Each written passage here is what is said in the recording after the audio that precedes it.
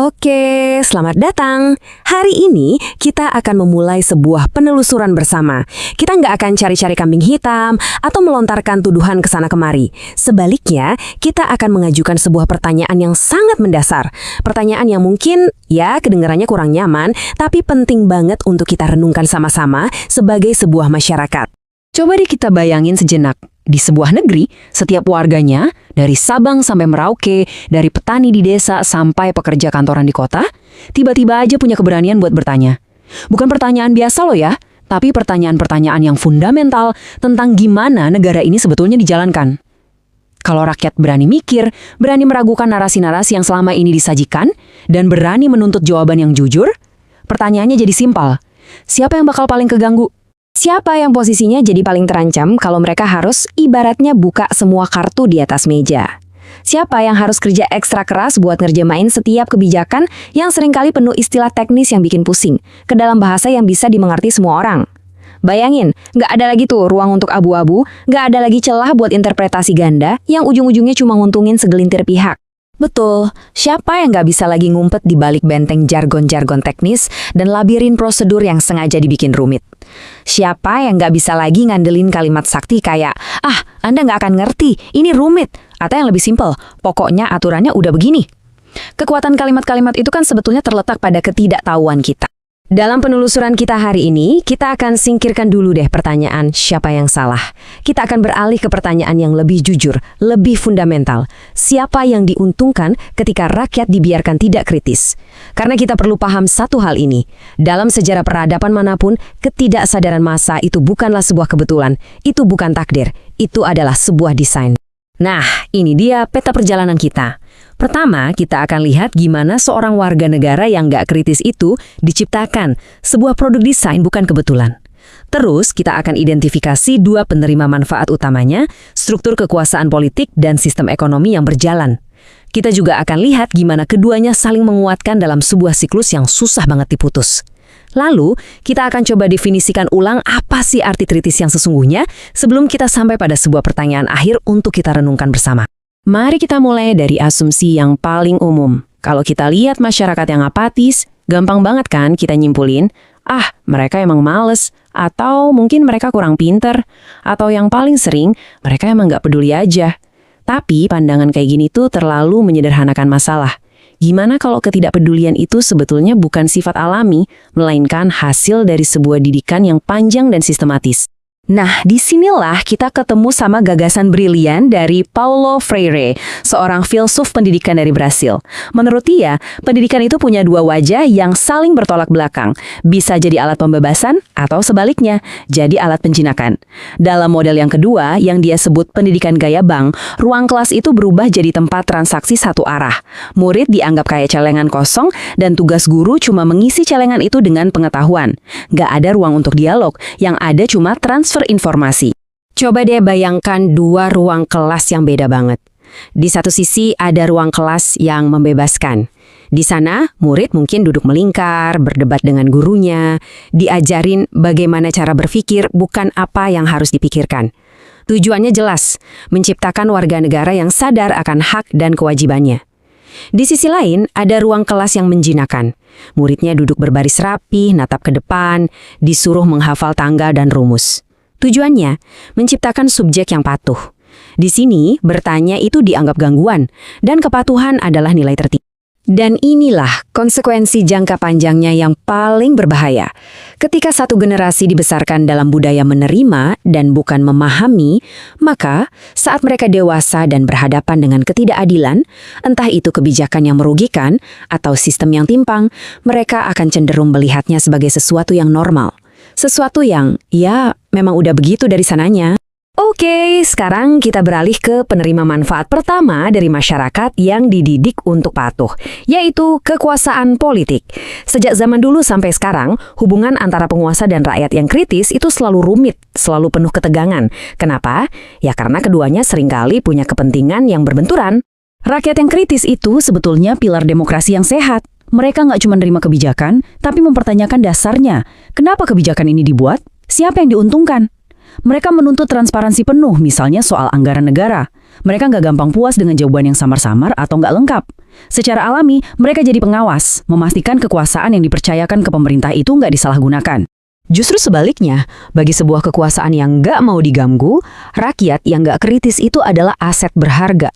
Mereka lebih mudah diarahkan opininya lewat media, mereka lebih gampang ditenangkan dengan janji-janji atau bantuan sesaat kalau ada gejolak, dan yang paling penting, mereka sangat mudah untuk dipecah belah. Perhatian mereka bisa dialihkan dari masalah krusial kayak korupsi atau ketimpangan ekonomi ke isu-isu identitas yang lebih emosional. Dalam kerangka berpikirnya Paulo Freire, disinilah letak kemenangan terbesar dari sebuah sistem yang menindas. Ketika pendidikan berhasil mematikan kesadaran kritis, maka penindasan itu nggak perlu lagi pakai paksaan atau kekerasan fisik. Rakyat akan menerima kondisi mereka dengan sukarela, bahkan mungkin ikut membelanya, karena mereka udah nggak bisa lagi membayangkan ada alternatif lain. Nah, selain kekuasaan politik, ada pilar kedua yang dapat untung besar dari masyarakat yang pasif, sistem ekonomi. Untuk memahami ini, kita akan merujuk pada pemikiran Michael Hudson, seorang ekonom yang berani menantang asumsi-asumsi dasar ekonomi modern.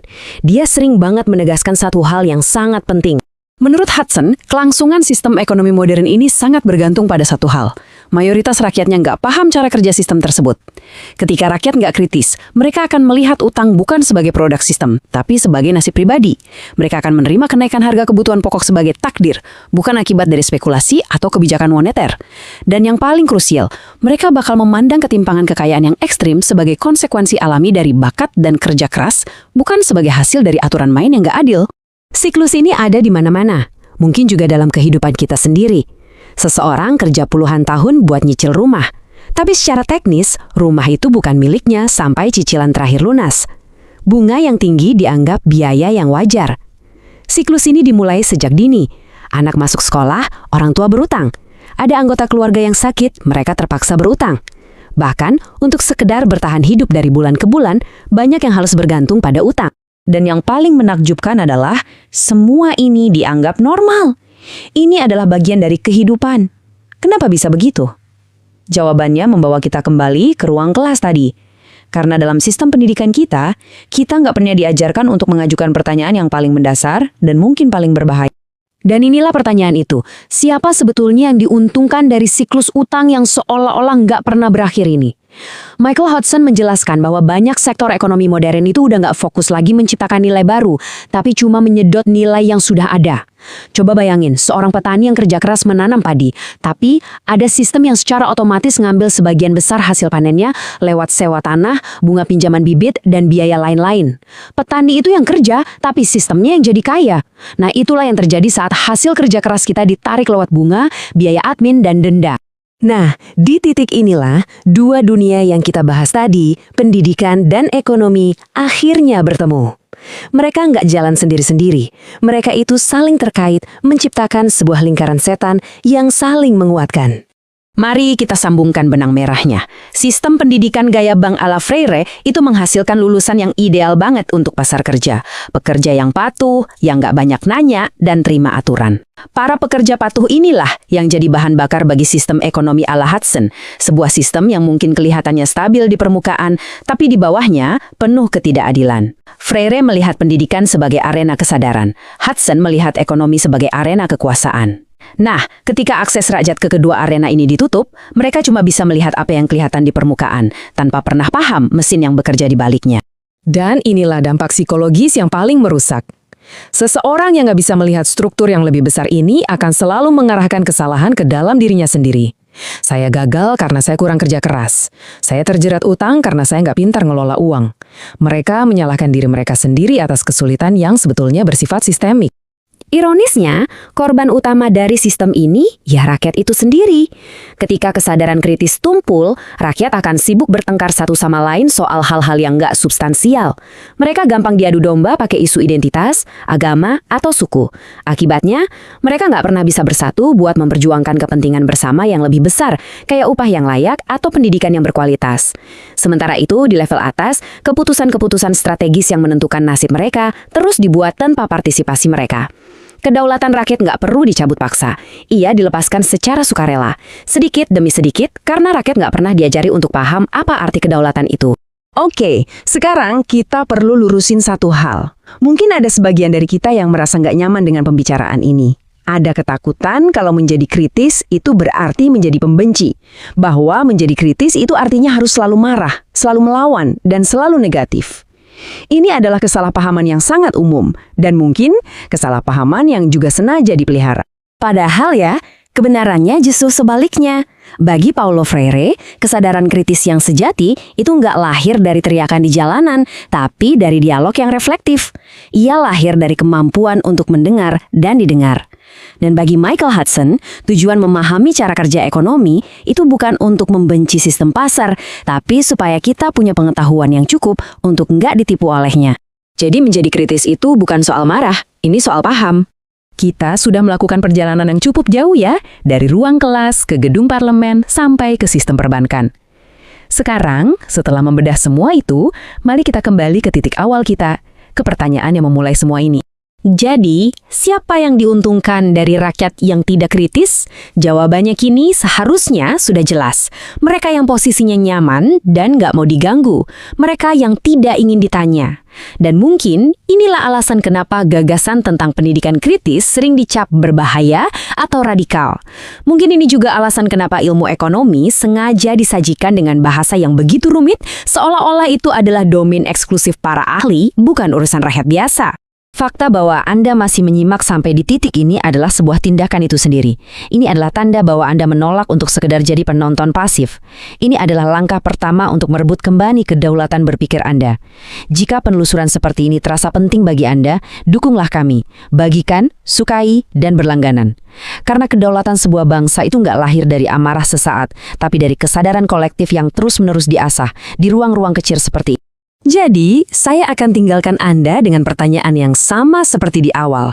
Bawa pertanyaan ini dalam benak Anda, renungkanlah, siapa yang paling diuntungkan dari rakyat yang tidak kritis? Coba kenali polanya. Kenapa rasa takut itu muncul pas banget di saat kita mau ngomongin sesuatu yang penting? Rasa takut itu datangnya dari mana sih? Pada akhirnya, ingat ini ya, berpikir kritis itu bukan berarti memusuhi. Itu cara kita menjaga masa depan kita bersama. Terima kasih sudah menyimak, teruslah berpikir kritis. Selagi berpikir kritis, belum dipungut pajak. Dukung terus channel ini dan tuliskan pendapatmu di kolom komentar.